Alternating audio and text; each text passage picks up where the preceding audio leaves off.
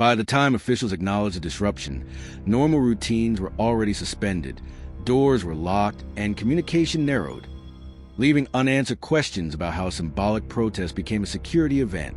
The moment did not begin with violence, but with silence, refusals, and coordinated absence, a pattern repeated on anniversaries that carry unresolved meaning inside one prison.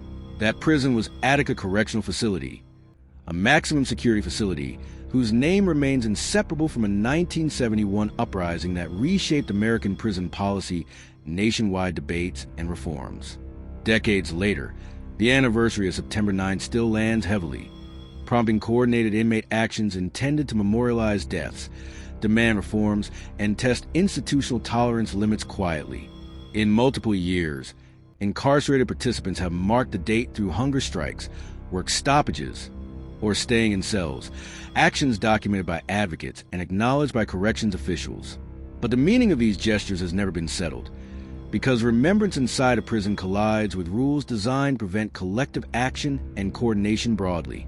State corrections agencies have repeatedly characterized anniversary protests as security risks, citing past trauma, while supporters frame them as peaceful political expression within constitutional limits.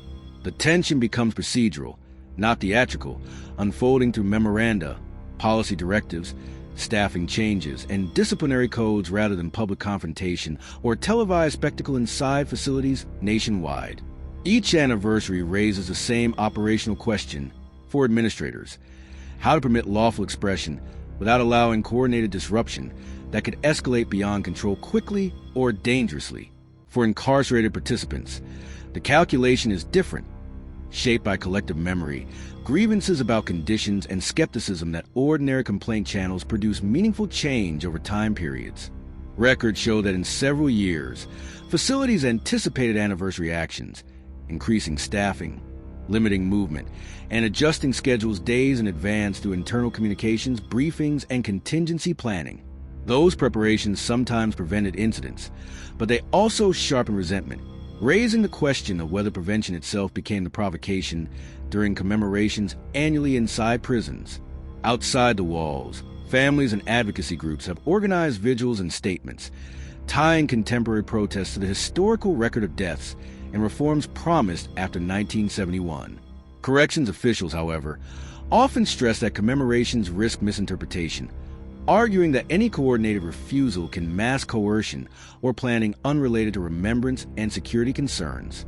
The dispute plays out quietly, measured by incident reports, grievance filings, and disciplinary outcomes rather than slogans, marches, or public speeches within correctional systems nationwide. Yet even without spectacle, the anniversary keeps producing consequences, some intended, others unexpected, that ripple through policies long after the date passes each year quietly. In certain years, disciplinary actions follow participation, including loss of privileges or segregation, outcomes confirmed in court filings and agency statements later reviewed publicly available. In others, administrators adjusted procedures, clarifying rules around work refusal or fasting. Changes later cited as evidence of institutional learning after anniversary protests occurred repeatedly. What remains consistent is the absence of a single narrative, because each anniversary unfolds under different leadership, populations, and external scrutiny within New York facilities. For the public, awareness often arrives late, filtered through brief news items or advocacy reports released after restrictions lift inside prisons, days later nationally covered. That delay obscures cause-effect, leaving unresolved whether anniversary protests achieve remembrance, reform, or merely reinforce hardened positions across institutions and stakeholders alike nationally.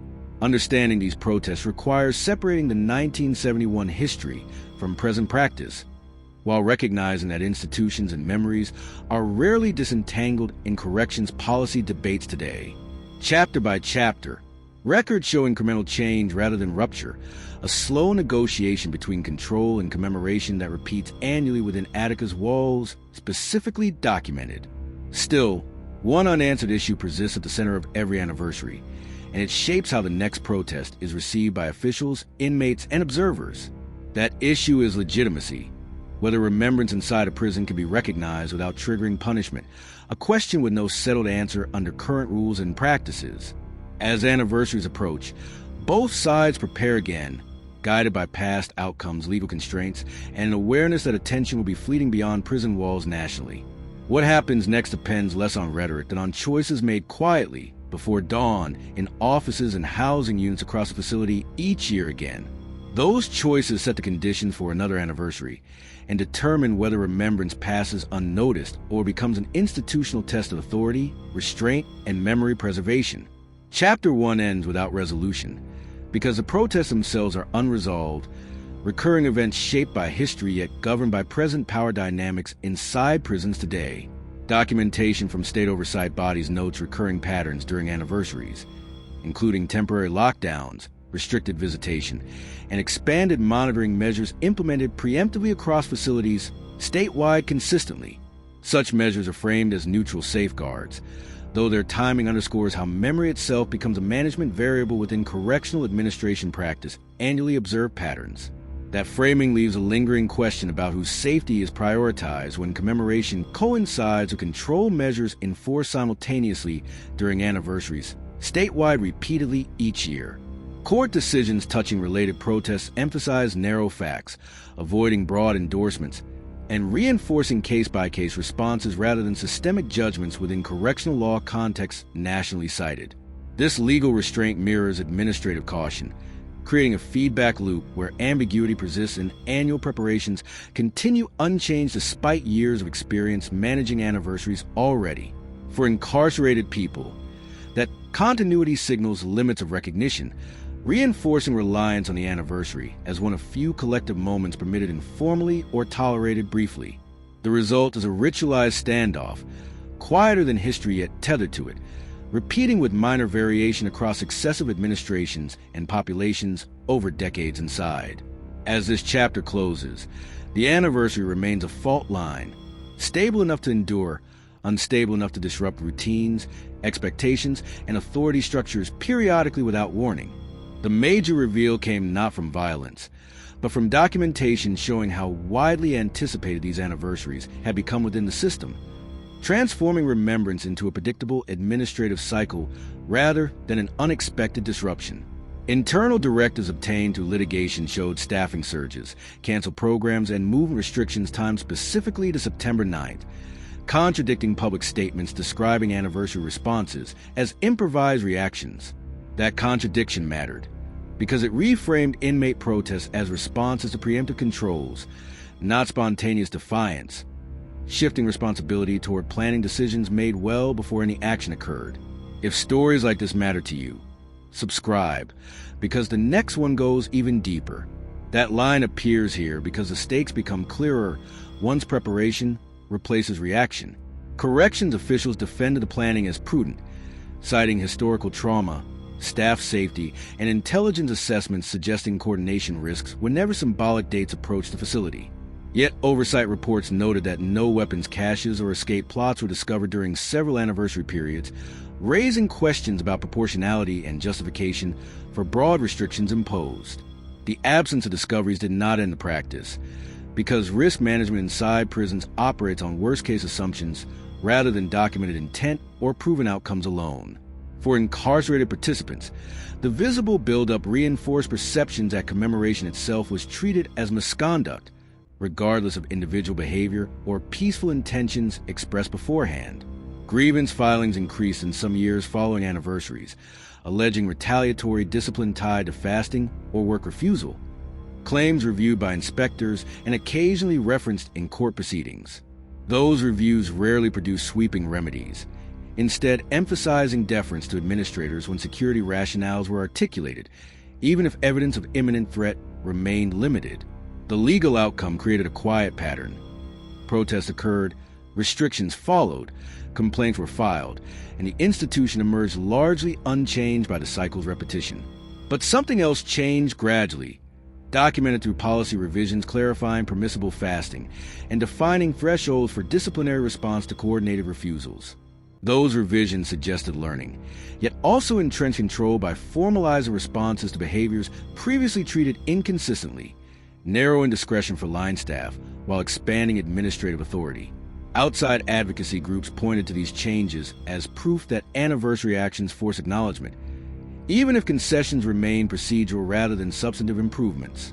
Corrections leaders countered that clarifications protected rights while maintaining order, a balance they argue was validated by the absence of serious incidents during later anniversaries. That claim introduced another unresolved question: whether calm outcomes resulted from effective safeguards or from deterrence that suppressed expression rather than accommodating it. Media coverage rarely captured these nuances, focusing instead on brief mentions of lockdowns or protests without context, reinforcing simplified narratives for the broader public. Inside the facility, however, the effects were tangible, altering daily routines, visitation access, and work assignments for people uninvolved in any protest activity. Those collateral impacts complicated assessments of success or failure, because even non-participants experience consequences tied directly to anniversary preparations. In some years, participation reportedly declined, a trend administrators cited as validation, while advocates attributed it to fear of discipline rather than waning commitment. Data supporting either interpretation remained limited, because participation metrics were not consistently published, leaving conclusions shaped more by perspective than transparent evidence. This ambiguity sustained tension, ensuring that each approaching anniversary revived unresolved debates rather than settling them through shared understanding or agreed standards. Administrators continue to rely on historical memory of 1971 as justification, even as decades passed and populations, policies, and oversight frameworks evolved substantially. That reliance underscored how certain events never fully recede, instead becoming reference points repeatedly invoked to explain present actions long after original circumstances changed. For incarcerated people, the anniversary offered a rare moment of collective identity, grounded less in immediate demands than an acknowledgement of a shared historical narrative. Suppressing that moment risked deepening cynicism about reform promises, while accommodating it risked appearing to legitimize collective action discouraged by institutional rules. The system's response therefore settled into a cautious middle ground, permitting limited expression while enforcing boundaries that remained intentionally imprecise. Imprecision preserved flexibility, but also preserved conflict, ensuring that neither side could claim clarity or closure from year to year. As a result, anniversaries became administrative stress tests, revealing priorities through action rather than rhetoric, choices observed closely by those inside. Each cycle added to the record, incrementally shaping how future protests would be interpreted, managed, and judged by courts and oversight bodies. By this stage, the pattern was unmistakable, yet its meaning remained contested, setting the stage for broader implications extending beyond one facility. What those implications became depended on whether the cycle would remain contained or influence policy discussions across the wider correctional system. That question did not resolve itself quietly, and its answer would emerge only through continued repetition, scrutiny, and the accumulation of documented consequences. Over time, the Attica anniversaries began influencing conversations beyond New York, as other facilities monitored outcomes closely, considering whether similar commemorations might appear within their own populations. Corrections associations circulated briefings referencing Attica as a case study, focusing less on ideology and more on logistics, staffing ratios, communication protocols, and disciplinary thresholds during symbolic dates. These discussions rarely acknowledge moral dimensions publicly, instead translating memory into management lessons applicable across jurisdictions with different histories and inmate populations. Some states quietly adjusted policies, clarifying how fasting or work refusal will be treated, citing consistency and predictability as safeguards against escalation or unequal enforcement. Others maintain informal approaches, preferring discretion over codification, wary that explicit rules could legitimize coordinated action or invite legal challenges if applied unevenly. The federal system largely observed from a distance, noting distinctions between state-specific histories and broader security doctrines governing federal facilities nationwide. Yet advocacy groups argued that Attica's anniversaries expose a universal dilemma: how institutions reconcile historical accountability with contemporary control imperatives inside closed environments. Reports from oversight bodies emphasize transparency as a mitigating factor, recommending advance notice to families and clearer communication to reduce confusion during temporary restrictions. Implementation varied widely, reflecting differences in political leadership, public scrutiny, and local relationships between corrections agencies and external monitors. Within New York, periodic audits acknowledge improvements in planning documentation, while noting persistent concerns about proportionality and collateral impacts on uninvolved incarcerated people. Those findings rarely triggered sweeping reforms, but they entered the public record, shaping incremental adjustments and informing legislative hearings over time. Lawmakers referencing Attica anniversaries often avoided prescribing solutions, instead urging balance between safety and rights without defining measurable standards. That vagueness mirrored judicial restraint, reinforcing a system where authority remained diffuse and accountability incremental rather than transformative. For incarcerated participants, the cumulative effect was mixed, combining small procedural gains with enduring skepticism about whether remembrance could ever escape suspicion. Some describe the anniversary as symbolic endurance, a marker that persisted precisely because it remained unresolved, neither fully suppressed nor fully accepted institutionally. Administrators, conversely, viewed persistence as validation of caution, evidence that history justified continued vigilance even absent concrete threats. This divergence ensured that Attica's legacy remained active, not frozen in textbooks, but reenacted annually through policy choices and lived experience. Over decades, the anniversary protest became less about specific demands and more about recognition, a subtle distinction often lost in official summaries.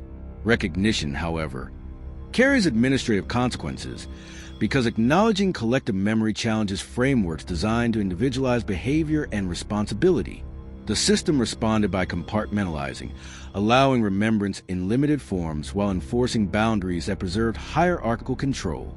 That compartmentalization stabilized operations but left underlying questions unanswered, perpetuating the cycle observed year after year.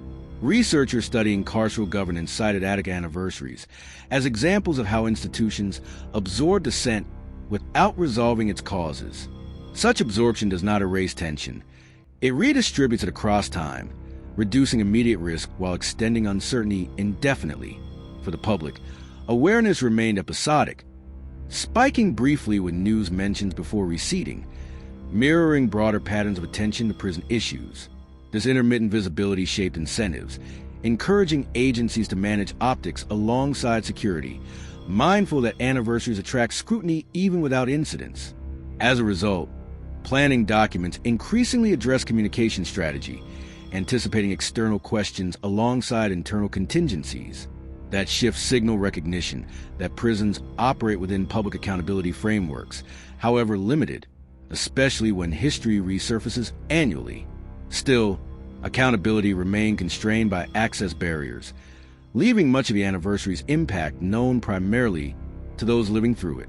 The persistence of Attica commemorations underscores how certain events resist closure, continuing to influence behavior long after official narratives declare resolution.